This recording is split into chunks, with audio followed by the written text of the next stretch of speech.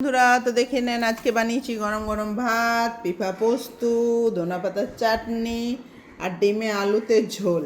এই যে এখনও খেয়ে নেবে শুভম সিং। ডিমে আলুর ঝোল। আর দেখুন ডিম, এই যে কটা ডিম রে? 10টা। 10টা ডিম? বাবারি, 10টা ডিম খেতে পারবি? আরামসে। খাই আরামসে। চল জলদি জলদি খেয়ে নে। ভাত মাখিয়ে দিলাম, আর এই যে একটা ডিম বের করে দিলাম, আর একটা ডিম এই যে এইখানে আছে। প্রথমে ডিমটাই খাচ্ছিস যে রে। আর তোর কেমন টেস্ট? চাটনির টেস্টটা কেমন হয়েছে? ধনেপাতা, বাড়ির ধনেপাতা। হ্যাপি দারুন। মানুষ বাড়ির ধনেপাতার টেস্টটাই আলাদা। তুই ডিমটাই খাচ্ছিস যে, ভাত খাবি না? খাবো। আগে ভাত খা।